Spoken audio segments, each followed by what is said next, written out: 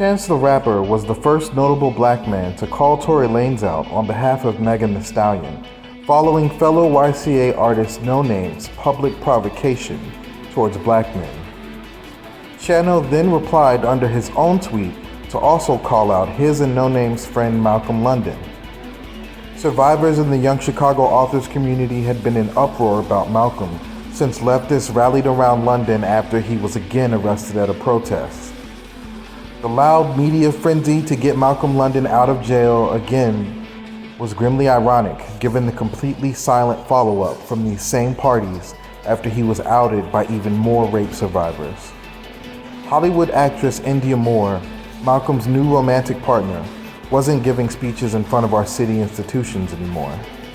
There were no news reporters, singer Jamila Woods and famed intersex activist Pigeon Pagonis weren't posted up with signs. Let Us Breathe's Damon Williams wasn't hugging Malcolm, surrounded by press photographers in front of a barricade of supporters. It was just silent. The same silence that allowed Malcolm and his mentor Roger Banera-Garr to continue to be welcomed into space after space of young people they could abuse as their friends generated millions of dollars over the next few years. The organizations they worked with all supposedly had feminist frameworks for transformative justice, yet they failed to act. In 2020, at the height of the Defund the Police movement, people looked for a lasting example of what to do when harm occurs. The YCA community and the activists surrounding it failed us.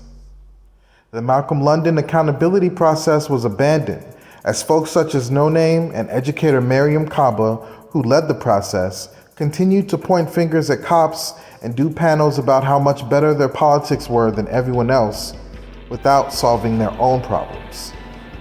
Artists, including many of those mentioned, have been blackballing me for years as I continue to do the work of holding Malcolm, Roger, and their enablers accountable. I wrote essays, participated in poetry panels, and did interviews about the toll this took on me, most recently starting a petition which would then lead to a fundraiser for survivors.